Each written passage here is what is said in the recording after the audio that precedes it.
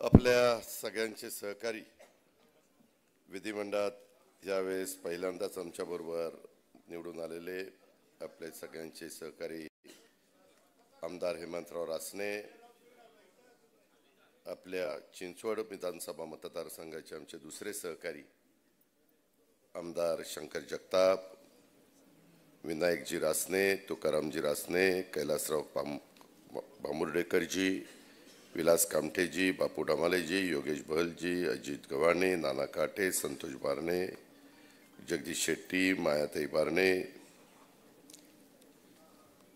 शमीमताई पठाण, नारायणराव भैरोडे, राजू मिसाळ, सतीश दरेकर, मोरेश्वर भोंडवे, कैलास बारणे, संगीताताई तामाणे, चंद्रकांताताई सोन, पंकज भालेकर, राहुल भोसले, प्रकाश सोमवंशी, राजेंद्र साळुंके, विकास साने, वसंत बोराटे, प्रवीण भालेकर, विजय लोखंडे, माऊली सूर्यवंशी, कैलास कदम, राजाभाऊ गोलांडे, डॉक्टर संतोष ढोरे, धनंजय भालेकर, रवींद्र सोनवणे, रघुवीर शेलार, आमच्या दगडूशेठ हलवाई सार्वजनिक गणपती ट्रस्टचे विश्वस्त अध्यक्ष सुनील रासने, उपाध्यक्ष माणिकराव चव्हाण, कोषाध्यक्ष महेशराव सूर्यवंशी, सरचिटणीस अमोलजी केदारी, अक्षयजी गोडसे, प्रकाशजी चव्हाण, सतीशजी रासने, सर्व ज्या माझ्या पिंपरी चिंचवड परिसरातल्या गणेशोत्सवांना, गणेश मंडळांना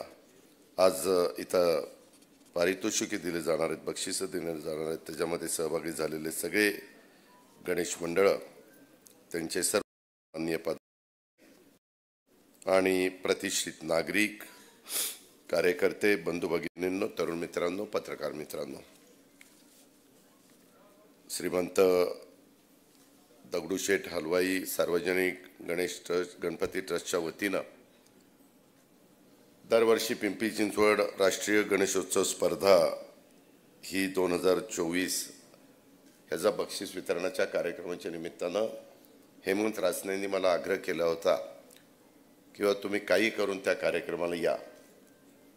खरं तर राजकीय जीवनामध्ये अनेक वर्ष काम करत असताना ह्या शहराचं आणि माझं एक वेगळ्या प्रकारचं नातं आहे आणि त्याच्यावर पिंपरी चिंचवडमध्ये कार्यक्रम घ्यायचा म्हटलं तर सहसा नाही आणि त्याच्यामुळं आज जरी वेगवेगळ्या प्रकारच्या मीटिंग आमच्या होत्या, मुख्यमंत्र्यांच्याकडे मीटिंग होत्या, पण हेमंतरावनी सांगितलं होतं दादा बरोबर 6:30ला तुम्ही रामकृष्ण मोरे सभागृहामध्ये पोचा आणि त्या प्रकारे मी पण ठरवलेलं होतं.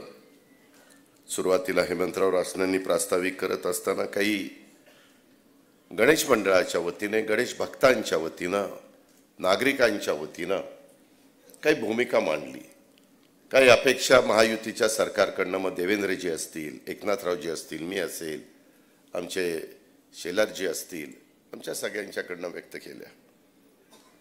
एकंदरीतच काम करत असताना मी सुरुवातीलाच ह्या कार्यक्रमाच्या निमित्तानं उपस्थित असणाऱ्या सर्व सार्वजनिक गणेशोत्सव मंडळाचे पदाधिकारी, सदस्य, गणेश भक्त यांचं मी मोठ्या संख्येने इथं उपस्थित राहिल्याबद्दल मनापासून, जिल्ह्याचा पालकमंत्री या नात्याने, तुमच्यातलाच एक सहकारी या नात्याने मनापासून स्वागत करतो. आज मला सांगण्यात आलं की दादा पहिलं बक्षीस हे प्रथम क्रमांक श्रीमंत छत्रपती शिवाजी तरुण मंडळ थेरगावचं ह्यांना मिळालेलं आहे. माझं भाषण झाल्यानंतर त्यांना आम्ही पारितोषिक देणार आहे. द्वितीय क्रमांक कैलासवासी दामूशेठ गव्हाणे मित्रमंडळ भोसरीचं आहे, त्यांना मिळालेलं आहे. तृतीय क्रमांक चिंतामणी मित्रमंडळ आमचं वालेकरवाडी चिंचवड गावचं, त्यांना त्या ठिकाणी मिळालेलं आहे. चतुर्थ क्रमांक आमच्या भैरवनाथ मित्रमंडळ आकुर्डीचा आलेला आहे आणि 5वा क्रमांक भैरवनाथ तरुण मंडळ पिंपळे गुरव इथला त्या ठिकाणी आलेला आहे. अशा वेगवेगळ्या घटकामध्ये म्हणजे शाळांना बक्षीस आहेत, सोसायट्यांच्यामध्ये जे गणेशोत्सव साजरा करतात त्यांना बक्षीस आहे, शाळांमध्ये देखील इकडच्या सगळी मुलं मुली तिथले शिक्षक वर्ग हे एकत्र येतात आणि त्या पद्धतीने जसं सोसायटीचा गणेशोत्सव साजरा करतात त्याच्यात पण साधारण 5 बक्षिसं ठेवलेली आहेत. शालेय गणेशोत्सवामध्ये 5 बक्षिसं ठेवलेली आहेत. अप्रभागात 5 बक्षीस आहेत. अशा वेगवेगळी कॅटेगरी ह्यांनी पाडलेली आहे आणि त्याच्यामध्ये या सगळ्यांना बक्षिसं मोठ्या प्रमाणात ठेवलेली आहे. त्याचा उल्लेख सुरुवातीला आपल्या सगळ्यांच्या समोर करण्यात आलेला आहे. खरं कार्यकर्ता ह्याच्यातनं तयार होत असतो. प्रत्येकाला लहानपणी आवड असते. कोण गोविंदा दहीहंडीच्या मध्ये कार्यक्रमामध्ये भाग घेतात, कोण गणेशोत्सवामध्ये भाग घेतात, कोण नवरात्र उत्सवाच्या निमित्तानं त्या ठिकाणी भाग घेतात. आपला मराठी किंवा भारतीय संस्कृती, परंपरा, सण सगळ्यांना बरोबर घेऊन जाणार आहेत. सगळ्यांच्यामध्ये आपलेपणा निर्माण करणार आहेत. सगळ्यांच्यामध्ये एकोपा निर्माण करणार आहेत आणि त्याच्यातनं एक वेगळं वातावरण त्या भागामध्ये निर्माण होतं. आणि त्याच्यामुळं मागे आठवतंय मला, आम्ही करोनाच्या काळामध्ये देखील होतो, परंतु त्यावेळेस करोनासारखं संकट दूर करण्याच्या करता बरीचशी बंधनं ही नाईलाज असतं, मनाला पटत नसताना, म्हणजे आपल्या देवळांनीवरून निघणारे तुकोबाची आणि माऊलीची पालखी ह्याला पण आपल्याला काही बंधनं आणावी लागली. कारण लोक जास्तीत जास्त गर्दी होऊ नये, त्याच्यातनं लोकांना त्या ठिकाणी करोनासारखा आजारांनी ग्रासलं जाऊ नये, त्याचं आरोग्य चांगलं राहावं, तो धडधाकट राहावा. आणि म्हणून मनाला पटत नसताना देखील काही निर्णय घ्यावे लागले. आणि त्याच्यातनं कार्यकर्त्यांना वर्षातनं एकदा अशा प्रकारची संधी मिळत असते. लोकमान्य टिळक साहेबांनी सुरू केलेला आहे हा गणेशोत्सव, मगाशी हेमंतजींनी सांगितलं तसं जगातल्या 250 देशांमध्ये पोहोचलेला आहे. आपल्या भारतातले अनेक लोक वेगवेगळ्या देशामध्ये जाऊन तिथं व्यवसाय करतात, नोकरी करतात, काही ना काही तिकडं काम करतात. आणि त्यावेळेस ते आपले उत्सव, आपले सण, आपल्या ज्या काही परंपरा आहेत, आपल्या ज्या रूढी आहेत, त्या कुठं विसरलेले नाही आहेत. आणि त्याच्यामध्ये नवीन पिढी देखील मनापासून लक्ष देते, ह्याही गोष्टीचं समाधान आहे. पद्धतीनं काम करत असताना या सगळे तुम्ही जण एक वेगळं वातावरण शहरामध्ये सगळीकडे तयार करता. आणि हेमंत रासनेंनी आत्ता परवा जे काही अधिवेशन झालं त्याच्यामध्ये मागणी केलेली होती की ही गोष्टचा उल्लेख आमचे सहकारी शंकर जगतापांनी केला की बाबा हा उत्सव महाराष्ट्र राज्यामध्ये इथून पुढं एक राज्य उत्सव म्हणून तुम्ही साजरा केला पाहिजे. आणि त्याला लगेचच आपले मुख्यमंत्री देवेंद्रजी, एकनाथरावजी, मी, आशिषजी, आम्ही सगळ्यांनी त्याला सपोर्ट केला, त्याला मान्यता दिली. कारण जे लोकांना हवं आहे आणि ज्याच्यातनं एक चांगलं वातावरण होतं, एक चांगलं आनंद त्याच्यातनं आपल्याला सगळ्यांना मिळत असतो. आणि म्हणून ह्या सगळ्या आम्ही अग्रक्रम देत असतो.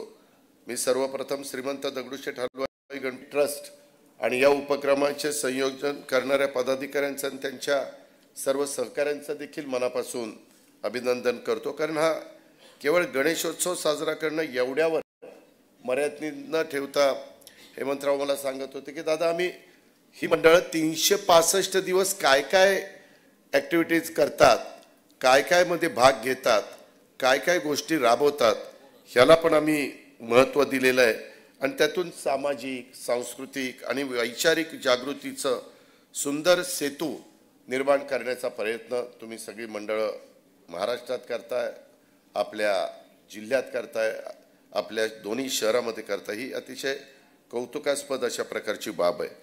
मी आज मला प्रकर्षाने या कार्यक्रमाच्या निमित्तानं श्रीमंत दगडूशेठ हलवाई ट्रस्टचे अनेक वर्ष, म्हणजे मी जसं राजकीय जीवनामध्ये आलो, मी मगाशीच कार्यकर्त्यांना सांगत होतो 91ला मला बारामती लोकसभा मतदारसंघाची उमेदवारी मिळाली तेव्हा हा सगळा परिसर, थोडासा भाग सोडला खेडमधला, तर बारामती लोकसभा मतदारसंघामध्ये आपलं पिंपरी चिंचवड शहर होतं. आणि त्यावेळेस दगडूशेठ हलवाई गणपती जिथं बसतो तिथल्याच समोरच्या रोडवर तिथं आमची सभा पहिली झालेली होती, प्रचाराचा नारळ ज्याला म्हणतो त्याला. आणि त्यावेळेस दिवंगत अशोकराव गोडसे साहेबांची आठवण मला या निमित्तानं आली. त्यांनी मनापासून जीव ओतून ह्या श्रीमंत दगडूशेठ हलवाई ट्रस्टच्या संदर्भातली अनेक वर्ष अध्यक्षपदाची जबाबदारी अतिशय चांगल्या पद्धतीने पेलवली. आणि सगळ्या पुणेकरांनी, सगळ्या तिथल्या माझ्या सहकारी मित्रांनी त्यांच्यावर विश्वास टाकला.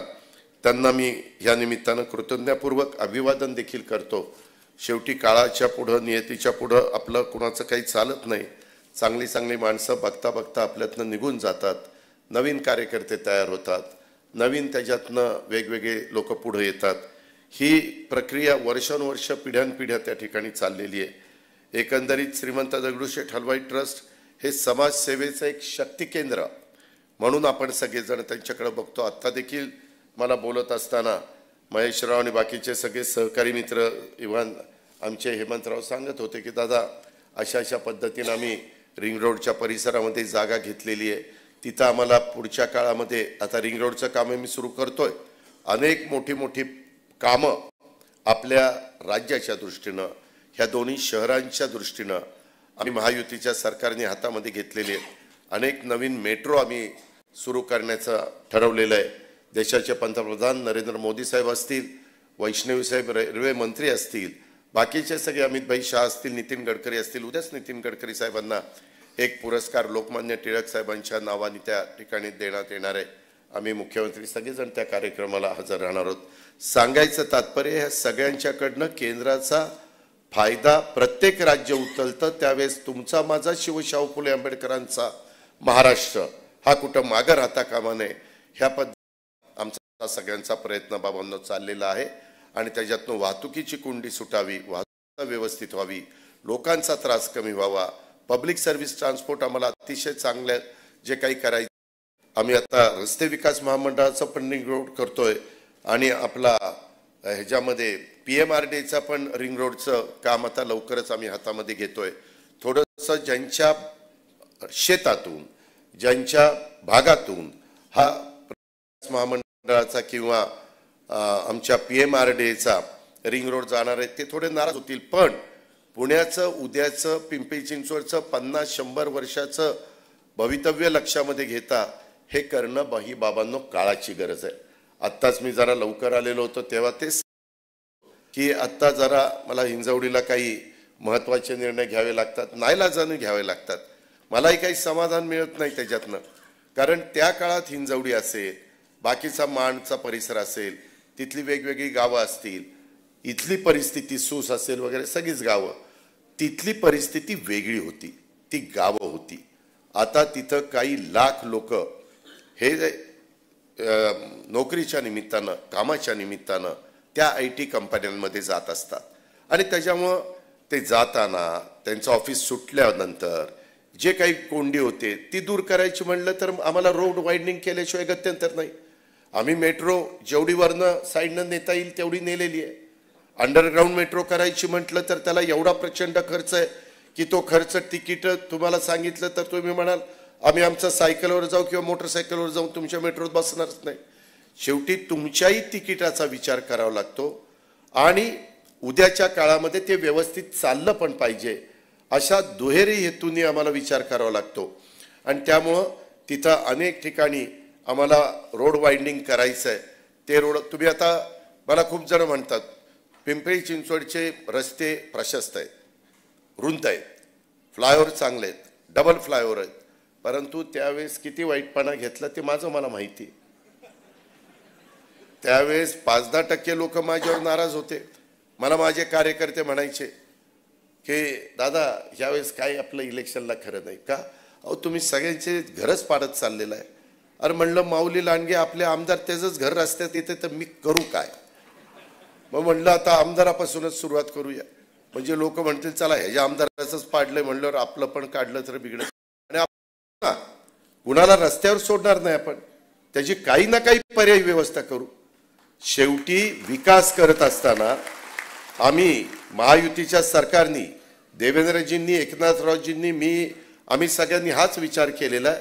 आता आम्हाला वेगवेगळ्या प्रकारे रस्ते करावे लागतात, त्याच्यातनं कुठं ना कुठं शेतकऱ्यांच्या जमीन घ्याव्या लागतात.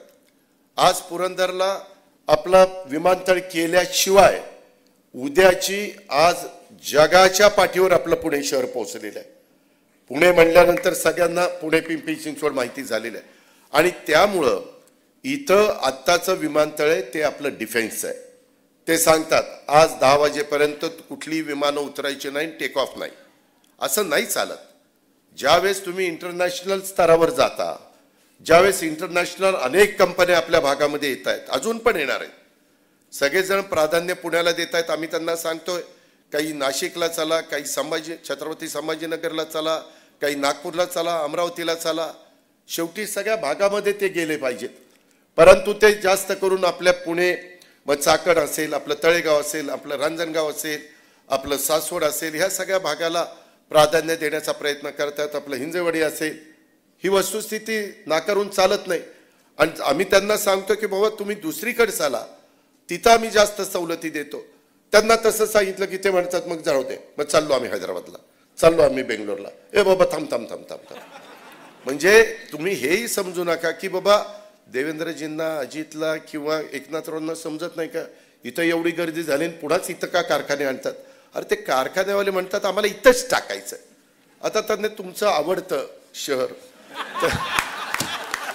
आपला पुणे जिल्ह्याचा भाग आवडतो, करणार काय. शेवटी काय असतं, लोकांना उद्या रोजीरोटीचा प्रश्न सुटला पाहिजे, त्यांनाही नोकऱ्या मिळायला पाहिजे, सगळ्यांनाच व्यवसाय करता येत नाही, असे अनेक बाबांनो प्रश्न आहेत. आणि त्याच्यातून सातत्याने आम्ही केंद्र सरकारची मदत घेतोय, राज्य सरकारची मदत घेतोय. अनेक बाबतीमध्ये आपण आर्थिक शिस्त ठेवण्याचा प्रयत्न करतोय. थोडंसं कर्ज वाढतंय, परंतु एकंदरीत जे काही संपूर्ण देशातल्या प्रत्येक राज्याला ठरवून दिलेलं आहे की तुमच्या एकंदरीत GDPच्या किंवा एकंदरीत उत्पन्नाच्या किती टक्के तुम्ही कर्ज काढलं पाहिजे, कितीपर्यंत तुम्हाला मर्यादा आहेत, त्या मर्यादेच्या बाहेर आपण तिथं जाऊन देत नाही, ते तिथंच ठेवलं पाहिजे. तर आपली पत ही देशात आणि राज्यामध्ये राहते. आणि तशा पद्धतीनं काम आम्ही महायुतीच्या सरकारमध्ये करतोय. ही पण बाब आपण सगळ्यांनी ह्या निमित्तानं ध्यानामध्ये घ्यावी. गणपती बाप्पा तर बुद्धीचे देवता आहे आणि त्याच्या बुद्धीचा देवता आपल्या सगळ्यांचंच. गणपती बाप्पा हे 14 विद्या आणि 64 कलांचा अधिपती म्हणून त्यांची ओळख आहे. देवांचे ती गणपतीच्याकडून आपल्याला सगळ्यांना, महाराष्ट्राला आशीर्वाद, प्रेरणा घेऊन या पुढच्या काळामध्ये समाजाच्यासाठी, राज्यासाठी, देशासाठी काम करत राहायचंय. आणि हे काम करत असताना माझा कुठल्याही राजकीय पक्षाचा कार्यकर्ता किंवा माझा गणेश भक्त किंवा माझ्या गणेश मंडळामध्ये काम करणारा कार्यकर्ता कुठं चुकू नये, कुठं मागं राहू नये, कुठं त्याला गालबोट लागण्याचा ते काम त्याच्या हातनं घडू नये, ही पण माफक अपेक्षा आज ह्या बक्षीस समारंभाच्या निमित्तानं मी व्यक्त करीन. महाराष्ट्रात ही आध्यात्मिक, सांस्कृतिक आणि सामाजिक चळवळ म्हणून ह्या भूमीकडे बघितलं जातं, साधू संतांची भूमी म्हणून ह्या भूमीकडे बघितलं जातं. ती परंपरा, तो वारकरी समाज, ह्या सगळ्यांनाच एक अभिमान वाटावा अशाच पद्धतीचं काम ह्या नवीन पिढीचं असलं पाहिजे. आणि गणेशोत्सव साजरा करत असताना सामाजिक भान देखील आपण सगळ्यांनी ठेवण्याचा प्रयत्न केला पाहिजे. अशा प्रकारची अपेक्षा देखील आजच्या ह्या बक्षीस वितरण कार्यक्रमाच्या निमित्तानं मी आवर्जून करेल. आपण सामाजिक सलोखा देखील बाबांनो महत्वाचा आहे. पर्यावरण पूरक अशा प्रकारचं विसर्जन हे देखील केलं पाहिजे. पर्यावरण पूरक अशा प्रकारे गणेशोत्सव देखील आपण साजरा त्या ठिकाणी केला पाहिजे. सार्वजनिक गणेशोत्सव मंडळाच्या सर्व सदस्यांना, गणेश भक्तांना त्यांच्या जीवनात यंदाचा गणेशोत्सव देखील एक चांगल्या प्रकारे सुख, समृद्धी, आनंद, उत्साह, चैतन्य घेऊन येवो, ही मी गणरायाच्या कृपेने तुमच्या मनातली सर्व इच्छा, आकांक्षा पूर्ण हो अशा पद्धतीनं शुभेच्छा देखील तुम्हाला देतो. गणरायाला तशा प्रकारची प्रार्थना देखील मी या निमित्तानं करतो. आणि हे सगळं करत असताना मगाशी मेट्रोच्या वेळापत्रकाच्या बद्दल सांगितलं. मी जरूर हर्डीकरशी बोलीन आणि तुम्हाला जोपर्यंत जायचं यायचंय तोपर्यंत मेट्रो कशी चालू राहील हे गणेशोत्सवाच्या काळामध्ये बघितलं जाईल. फक्त तुम्ही पण फार उशीर करू नका. जेवढं घरी लवकर जाता येईल तेवढं जा.